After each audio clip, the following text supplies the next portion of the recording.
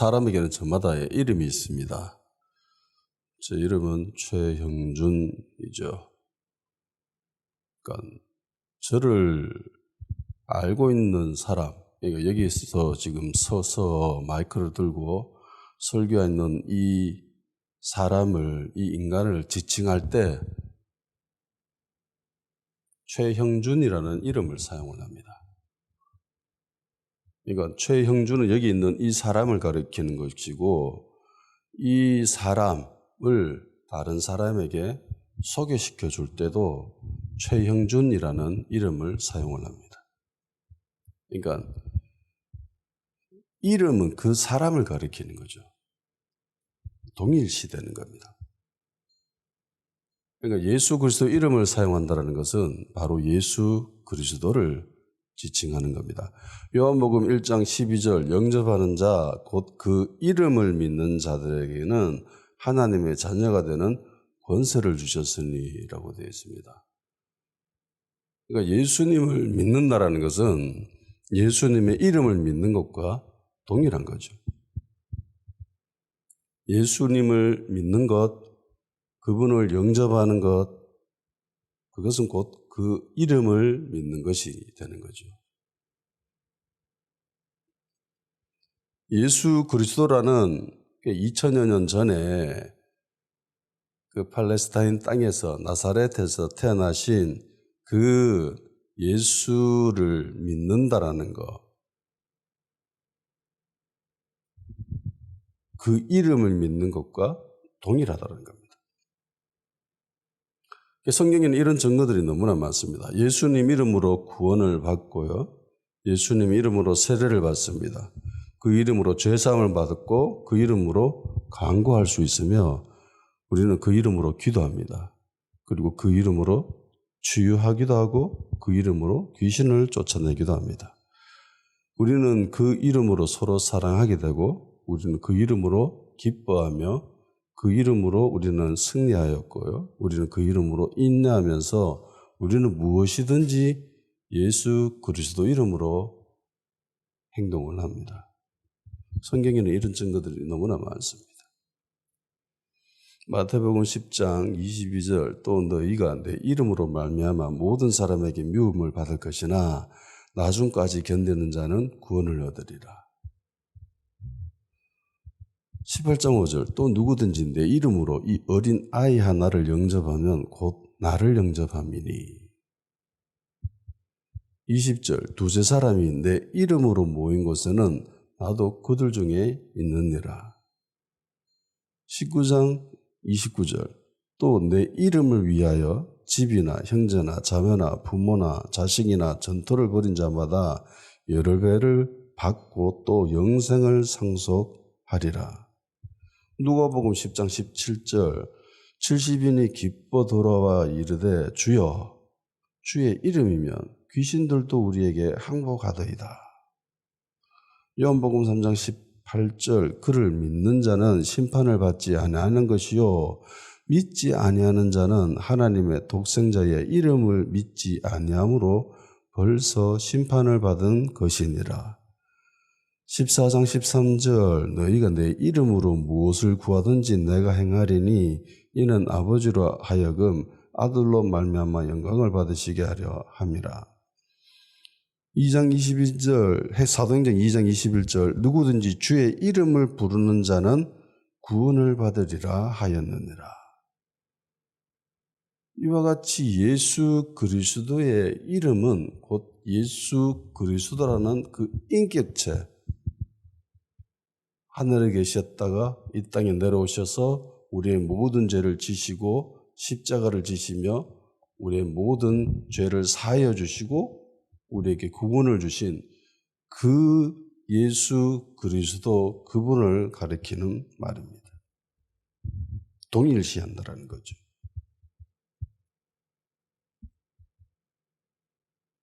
골로새서 3장 17절 또 무엇을 하든지 말이나 일이나 다 주 예수의 이름으로 하고 그를 힘입어 하나님 아버지께 감사하라. 모든 일에 예수님 이름으로 하면 예수 그리스도의 이름에 힘을 얻게 된답니다. 힘을 얻었으니까 하나님께 감사하라는 거죠. 요한일서 2장 12절 자녀들아 내가 너희에게 쓰는 것은 너희 죄가 그의 이름으로 말미암아 사함을 받았으며 예수님의 이름으로 죄사함을 받았다라고 이야기하고 있죠. 그래서 예수님을 믿는 그리스도인들이 예수 그리스도의 이름을 사용하는 것은 지극히 너무나 자연스럽고 당연한 겁니다. 그렇게 해야만 하고 그렇게 하라고 하셨고, 그래서 예수 그리스도의 이름을 사용하기 위해서는 먼저 그리스도인이 되어야 되죠. 예수님을 영접해야 됩니다. 그 이름을 믿어야 됩니다. 앵무새가 예수님의 이름으로 구한다고 그것이 응답이 되어지지는 않지요. 주문처럼 무작정 외운다고 되어지는 것은 아닙니다. 불신자가 예수님의 이름으로 하여도 마찬가지인 거죠. 사도행전 19장에 보면은 이런 일들이 나타납니다. 13절에서 16절까지 제가 읽어드릴게요. 이 돌아다니며 마수라는 어떤 유대인들이 시험삼아 악기 들린 자들에게 주 예수의 이름을 불러 말하되 내가 바울이 전파하는 예수를 의지하여 너에게 명하노라 하더라. 유대의 한 제사장 서게와의 7 아들도 이 일을 행하더니 악기가 대답하여 이르되 내가 예수도 알고 바울도 알거니와 너희는 누구나 하며 악기 들린 사람이 그들에게 뛰어올라 눌러 이기니 그들이 상하여 벗은 몸으로 그 집에서 도망하는지라. 가만 보니까 유대인들이 예수 그리스도의 이름을 사용하니까 막 엄청난 일이 막 벌어지는 거예요. 기적이 일어나고 치유도 일어나고 막 이러니까 그게 너무나 흥미롭고 좋았던 거죠. 그래서 나도 저거 한번 사용해 볼까 라고 생각을 합니다. 그래서 안 믿는데도 불구하고 수게야 7 아들이 제사장이었던 수게야 7 아들이 이 일을 하지요. 자신만만하게 귀신 들린 사람한테 가서 예수님의 이름을 선포합니다. 나오라 가겠겠죠. 그런데 귀신이 깜짝 놀란 말을 하죠. 내가 예수도 알고 바울도 아는데 너희는 누군데? 이러면서 덮치는 거죠. 그래서 쫓겨났습니다. 그런데 예수님을 믿는 사람에게는 절대로 이런 일들이 일어나지 않습니다. 만약 내가 예수를 믿는다면, 예수님을 믿는다면, 내가 예수님의 이름으로 귀신에게 명령을 하였다면은 그 귀신이 절대로 우리를 해칠 수가 없어요. 덤벼들 수가 없습니다. 물론 안 무서운 그렇게 연기는 할 수 있어요. 아무 일도 일어나지 않은 것처럼 멀쩡하다. 네가 아무리 그래 봐라. 내 아무런 느낌 없다. 아무런 반응 없다. 이러면서 겉으로는 멀쩡하게 보일 수가 있습니다. 그런데 속으로는 무서워 죽어요. 힘들어 죽어요. 그리스도인들이 이걸 알고 속지 않아야 됩니다. 예수님 이름으로 귀신에게 명령하면 귀신은 도망갈 수밖에 없습니다. 믿지 않는 자들이 이 일을 행하면은 귀신에게 쫓기죠. 도망갑니다. 그렇지만 그리스도인들은요, 예수님을 믿는 자라면 그 이름을 사용했을 때에 귀신들이, 마귀들이 도망칠 수밖에 없습니다. 이게 법이에요. 지구 위에 존재하는 모든 물체는 지구의 중력의 영향을 받듯이 이 땅에 존재하는 모든 영적인 존재들은 예수님 이름에 굴복하게끔 되어 있습니다. 그게 법입니다. 그리스도인이 되는 순간, 그 이름을 믿는 순간 자연스럽게 합법적으로 예수님의 이름을 사용할 수 있게 되는 거예요. 그래서 예수님의 이름을 사용하기 위해서 어떤 특별한 능력이나 자진이나 믿음이 필요한 게 전혀 아닙니다. 믿기만 하면 누구든지 사용할 수가 있습니다. 초등학교 다니는 아이라 할지라도 사용할 수가 있어요. 믿기만 하면. 나이 먹어가지고 힘말이 하나도 없어가지고 걷는 것도 겨우 걷는 사람이라 할지라도 전혀 문제 없습니다. 예수님 이름을 사용하는 데 있어서는 전혀 문제가 없습니다. 심지어 병들어서 병실에 누워있는 사람이라 할지라도 예수님의 이름을 사용하는 데는 문제가 없습니다. 성경을 한 번도 읽어본 적이 없습니다. 전혀 문제가 없습니다. 기도해 본 적이 없습니다. 새벽기도 나간 적이 없어요. 전혀 문제가 없습니다. 예수님의 이름을 믿는 사람이라면은 그 이름을 사용하는 데는 어떠한 자질도 필요 없습니다. 능력도 필요 없습니다. 믿음도 필요 없습니다.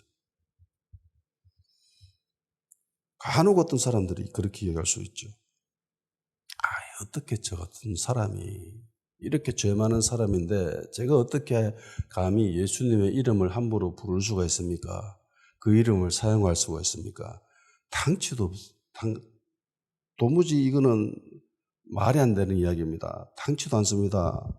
만일에 제가 필요한 게 있으면은 제가 목사님한테 부탁할 테니까 목사님이 대신해 주세요.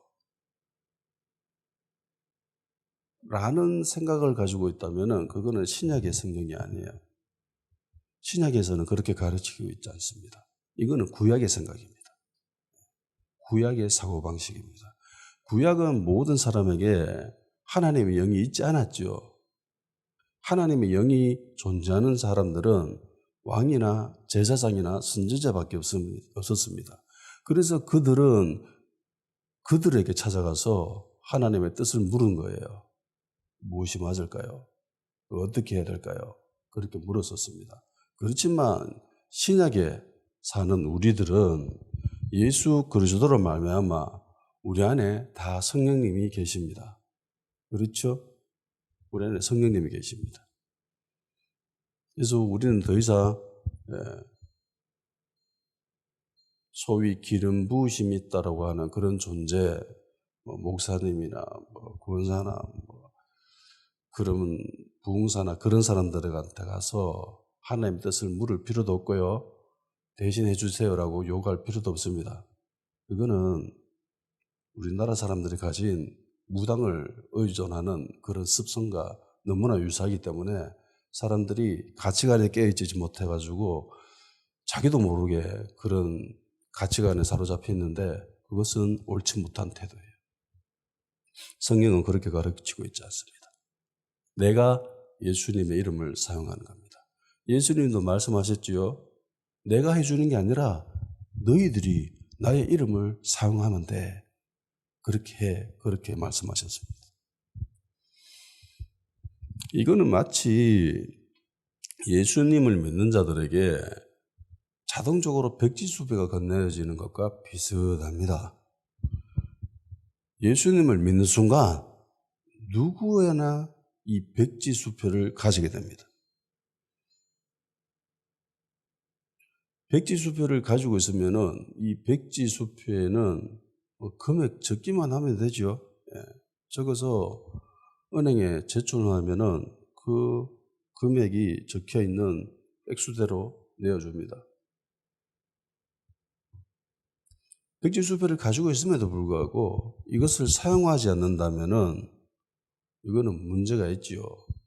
백지수표를 가지고 있는 것과 이것을 사용하는 데는 분명한 차이가 있습니다. 이것을 가지고 사용하고 있지 않으면은 백지수표를 준 그 사람의 의도를 무시하는 것이고, 그리고 그 백지수표에 적혀 있는 그 금액을 적음으로 인해서 나에게 일어날 수 있는 수많은 유익들이 있습니다. 그것들이 전부 다 한 번도 경험해 보지 못하고 사라지는 것이죠. 그냥 가지고 있기만 하면. 어떤 이유에서든지 이 수표를 사용하지 않고 가만히 있으면은 그 수표로 인해서 오는 그 수많은 유익들을 한 번도 경험해 보지 못하게 되는 겁니다.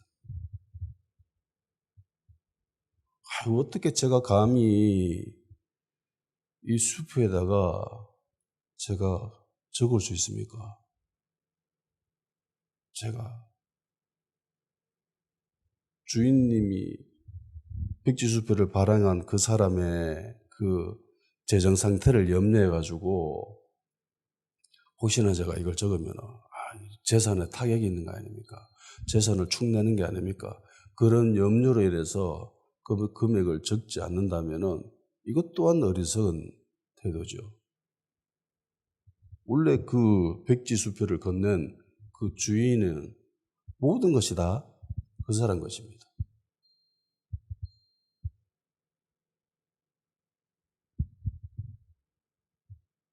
이거는 수표를 발행한 주인의 그 마음을 오해하는 거죠. 백지수표를 발행한 사람 입장에 있어서 그 돈이 아까워가지고 그 재산이 축내는 것이 염려스러워서 그 금액을 적지 않고 그냥 그거 가지고만 있고 평생을 그렇게 사는 모습을 본다면은 그 수표를 건넨 그 사람 입장에서 보면은 그게 얼마나 안타깝고 어리석은 모습일까요?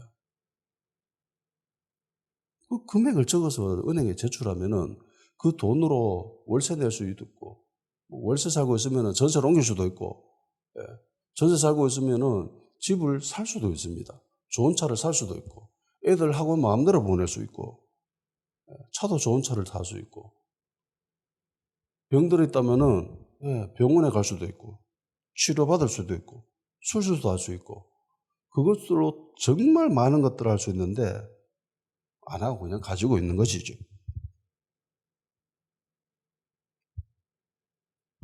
저에게 백지수표를 주셨지만 제가 감히 어떻게 주인님의 재산을 축낼 수가 있습니까? 제가 하나도 안 쓰겠습니다.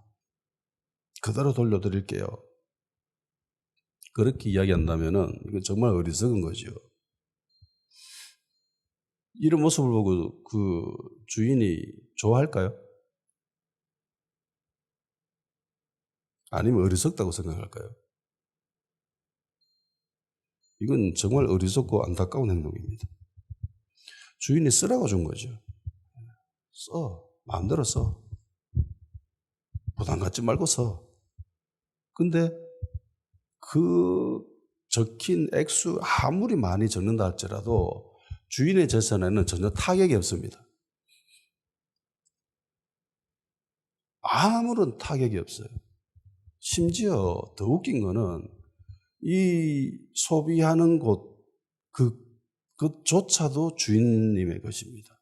예를 들어서 대한민국에서 일어나는 모든 생산과 대한민국에서 일어나는 모든 소비는 다 대한민국 재산이죠. 경제죠. 경제활동이라는 거는 소비와 생산 모두 다 통틀어서 얘기하는 거잖아요.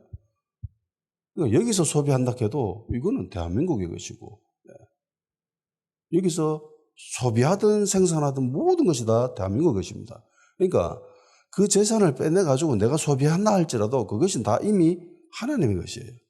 이 땅의 모든 것들이 다 하나님의 것입니다. 전혀 타격이 없어요.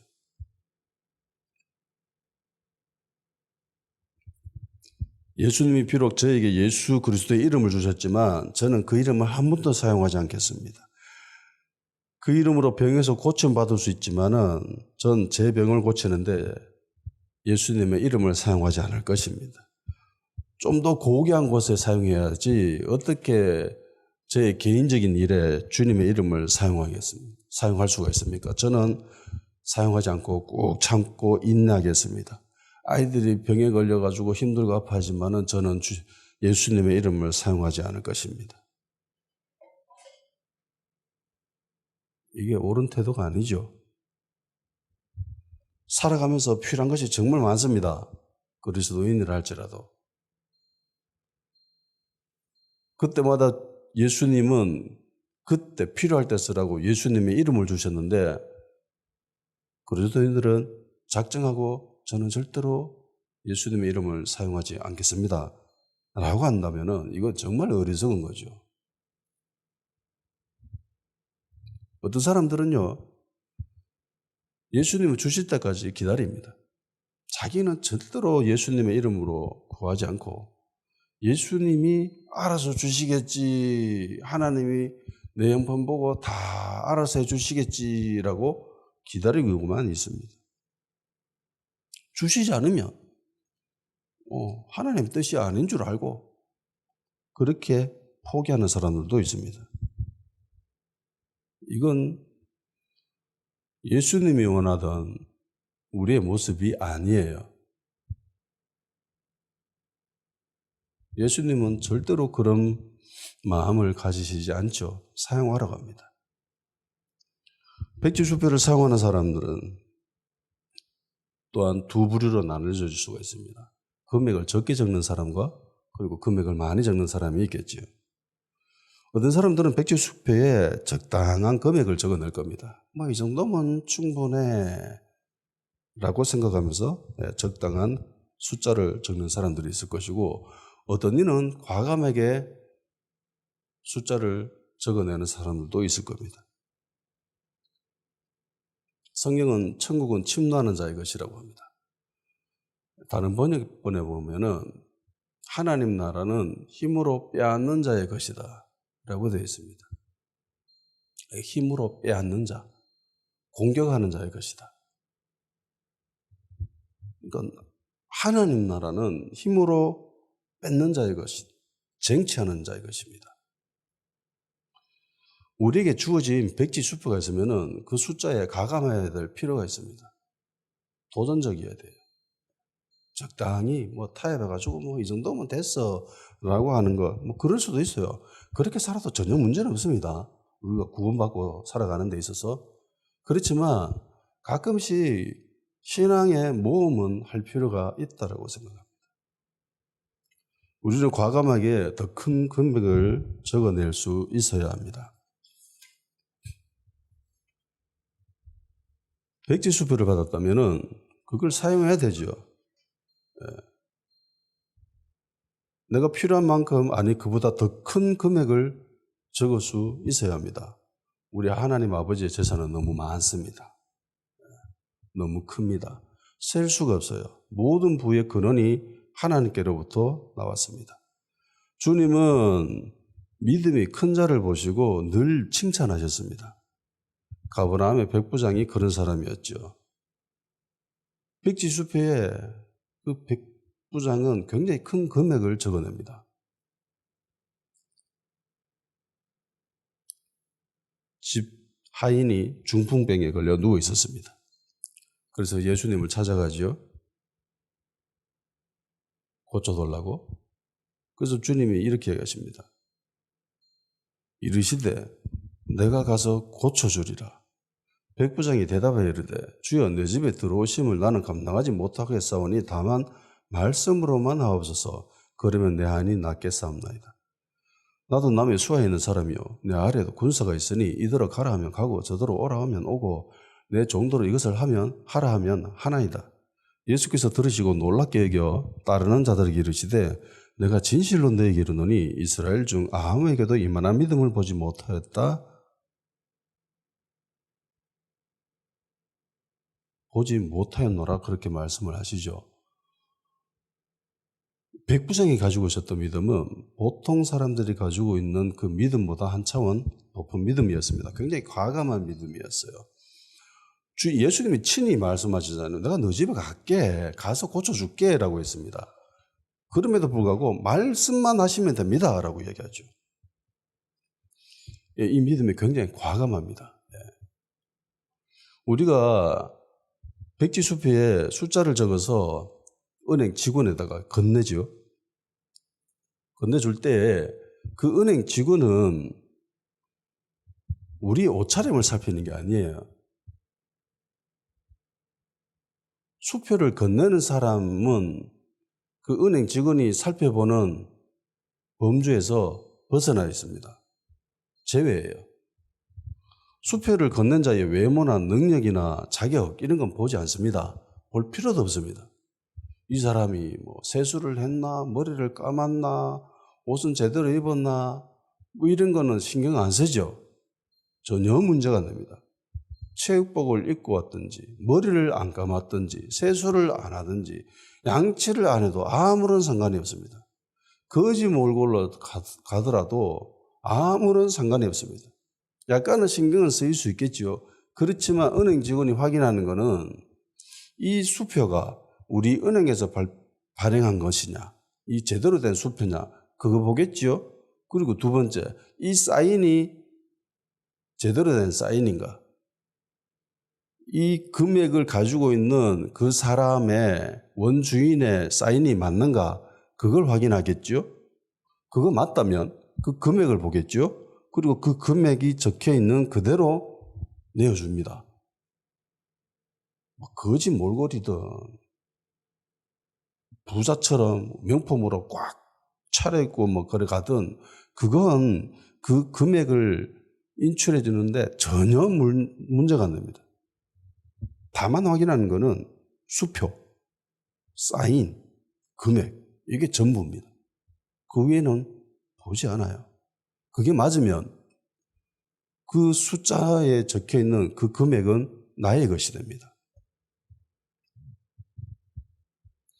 우리가 예수님의 이름을 사용하는 것은 이런 원리와 같습니다. 예수 그리스도의 그 이름이라고 하는 것은 하나님이 이 땅에 존재하는 모든 이름 중에 가장 뛰어난 이름을 주셨기 때문입니다. 가장 뛰어난 이름을 줬다라고 하는 것은 예수님이라는 존재보다 더 뛰어난 인간이 이 땅에 존재하지 않는다라는 거예요. 이 땅에 있는 모든 존재하는 것들 중에 예수님보다 뛰어난 피조물은 존재하지 않습니다.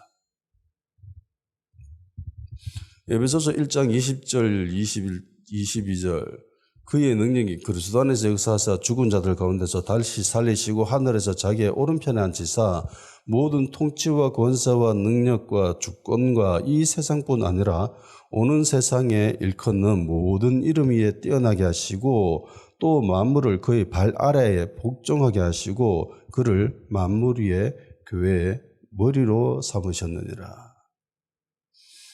빌립보서 2장 9절 10절 이름으로 하나님이 그를 지극히 높여 모든 이름 위에 뛰어난 이름을 주사 하늘에 있는 자들과 땅에 있는 자들과 땅 아래에 있는 자들로 모든 무릎을 예수의 이름에 꿇게 하시고.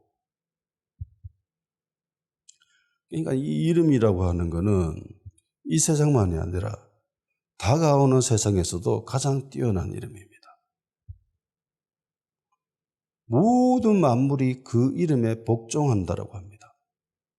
심지어 하늘에 있는 자들, 땅 위에 있는 자들, 땅 아래에 있는 자들까지 예수님 이름에 무릎을 꿇는다라고 합니다.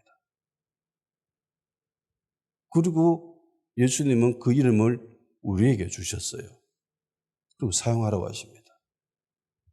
그래서 우리가 예수님의 이름으로 뭔가를 구하거나 선포하거나 주장할 때에 하늘과 이 땅과 땅 아래에 있는 것들이 움직입니다. 아멘? 그 이름을 우리에게 주셨어요. 사용하라고 하십니다. 근데 우리는 과연 예수님의 이름을 제대로 잘 사용하고 있는가? 이런 생각이 있는가? 예수님의 이름이 어떤 역할을 하는지, 어떤 의미가 있는지 그 이름을 한 번도 사용하지 않고 자기한테 백지쇼표가 주어졌음에도 불구하고 이것을 전혀 사용하지 못하고 살아가는 그리스도인들이 있다면 이건 너무나 안타까운 일이죠. 예수님은 왜 예수님의 이름을 우리에게 주셨을까? 어떤 상태로 살아가기를 원하셨을까요? 로마서 5장 17절 한 사람의 범죄로 말미암아 사망이 그 한 사람을 통하여 왕노릇하였은즉 더욱 은혜와 의의 선물을 넘치게 받는 자들은 한 분 예수 그리스도를 통하여 생명 안에서 왕노릇하리로다. 예수님을 통해서 우리는 이제 왕노릇한다라고 합니다. 이거는 왕노릇이라고 하는 것은 이 노릇이라고 하는 이 말이 우리가 흔히 부정적인 의미로 많이 사용해서 그렇지 이거는 부정적인 의미가 아니에요.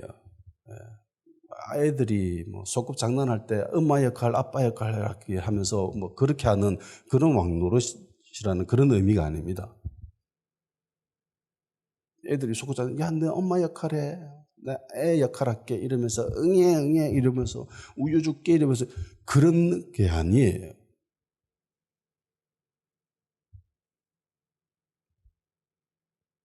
왕노릇 한다라는 거는 왕처럼 통치하고 다스린다는 말입니다. 번역일이 돼서 그렇지 원래 의미는 왕처럼 통치하고 다스리는 그런 거를 이야기해요. 그러니까 예수 그리스도를 통해서 예수 그리스도의 이름을 가지고 우리는 이 땅에서 왕처럼 통치하고 다스리는 사람이 되어야 됩니다. 아멘? 원래 이렇게 했던 존재가 있지요. 아담입니다. 원래 아담이 이 역할을 했었지요. 에덴 동산을 통치하고 다스려야 될 그 책임이 있었습니다. 그 의무가 있었어요. 그 재미도 있었죠. 근데 이거를 넘겨주죠. 누구한테요? 마귀한테 넘겨줬습니다. 그래서 마귀가 예수님을 시험할 때, 예수님 40일 금식하시고 시험했을 때 천하 만국의 영광을 보여서 이거는 나에게 넘겨진 거다라고 이야기합니다. 네. 맞죠? 넘겨졌습니다. 그런데 이거를 다시 예수님이 정치하십니다. 원래 있어야 될 것으로 오는 거죠. 그래서 첫째 아담이 그 아담이고 둘째 아담이 예수 그리스도라는 거예요. 그 둘째 아담으로 통해서 우리는 왕처럼 통치하고 다스리는 존재가 되는 겁니다.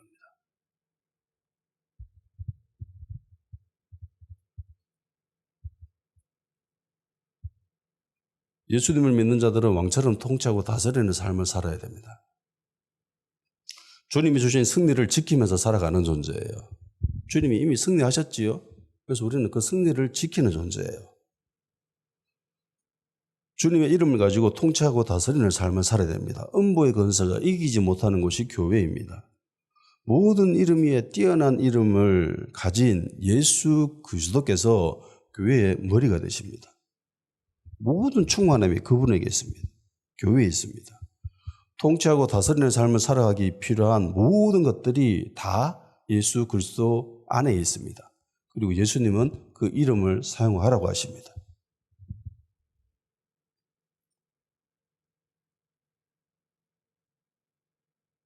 맨 처음에 이름은 그 사람을 가리킨다고 했습니다.